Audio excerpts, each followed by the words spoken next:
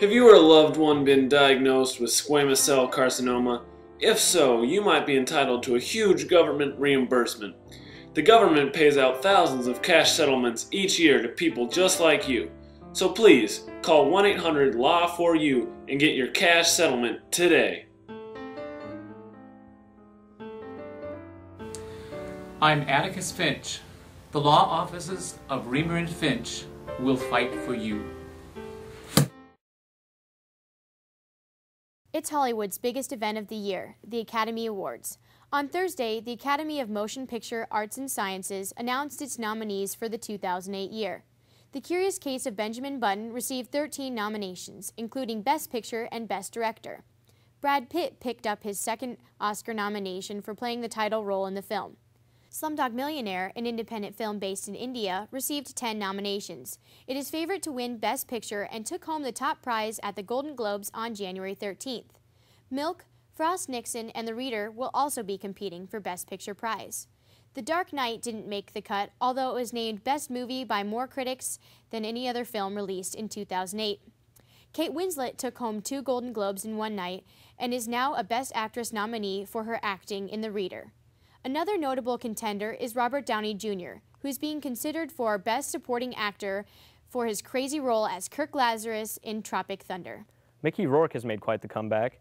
The once popular movie star has had little work in the last 10 years and has recently overcome a drug addiction.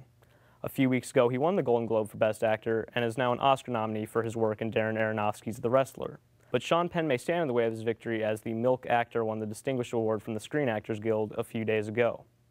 Heath Ledger picked up an Academy Award nomination for Best Supporting Actor as the Joker in The Dark Knight.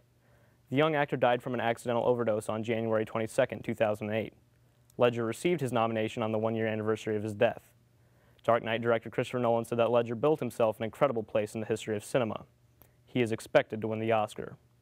For a complete list of the nominees, go to www.klty.com/awards, and we'll be back with another special report when the winners are announced on February 22nd. Thank you, Darren and Amelia, for that feature entertainment report. Speaking of entertainment, the switch to digital television is an important issue right now. We have our technology reporter, Curtis Smith, to let you know what to do to make the switch to DTV. Thank you, Anthony and Sarah. The age of digital television is coming, but not as soon as we all thought. Congress just voted to move the date back from February 17th to June 12th. This is to give the American people more time to make the transition to DTV. Now, many stations still plan to make the switch on the original date of February 17th, but there are those who plan to make the switch a little later. Now, here are a few things you need to know to make the switch to digital television. Digital television offers better sound and better picture quality. Get a converter box. Converter boxes are inexpensive and very easy to install. Each household is eligible up to 2 coupons to help pay for the cost of the converter box. If you have cable or satellite, contact your provider and ask if you will need a converter box. Are you ready for the switch, Anthony and Sarah?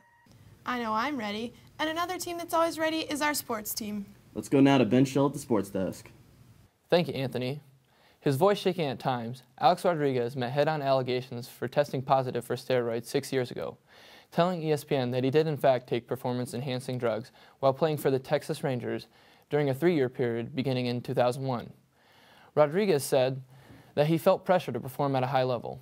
He also stated that he was very young and naive, and is very sorry and deeply regretful.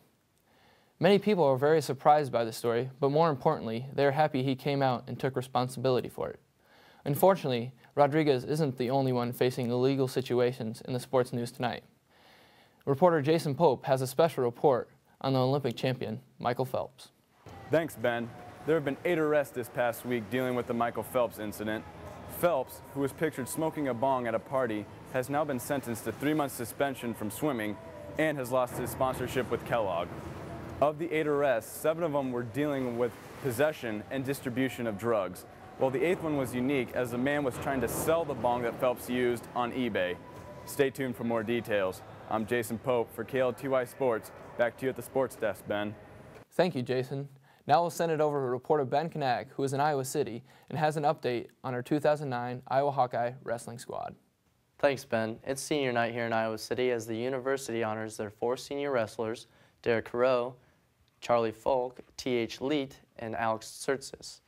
The Iowa Hawkeyes wrestling team remains undefeated on the season, being 21-0, and 5-0 in the Big Ten. Their next matchup is here tonight at Carver Hawkeye Arena against Big Ten rival Minnesota. With the season looking bright, the Hawks hope to finish their season off with many appearances at the NCAA Championships in St. Louis. I'm Ben Knack, reporting for KLTY Sports. Now we'll send it back to Ben at the sports desk. Thanks, Ben. That's all we have for sports tonight. Watch our bottom line for the latest scores. And we'll be right back with our business report after this commercial message. I've got 2 tickets to Ryan. Come with me Friday, don't say maybe. I'm just a teenage dirtbag baby like you.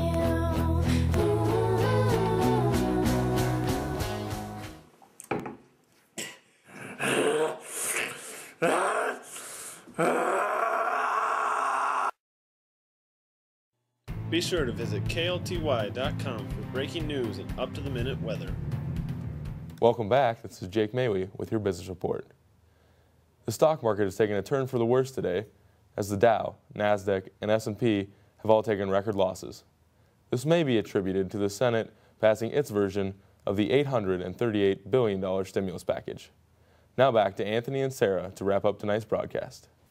In our final story tonight, a man tried to rob a convenience store and didn't make it very far. The suspect walked into a convenience store in Daytona and tried to buy 2 beers. When the clerk would not let him, because the law prohibits the sale of alcohol between 3 and 7 a.m., he proceeded to walk behind the counter and threaten the clerk, pretending to have a gun underneath his shirt. When the clerk refused to give him the beer, he grabbed it and went outside the store. When authorities arrived, they found him sitting outside on a bench, without a weapon.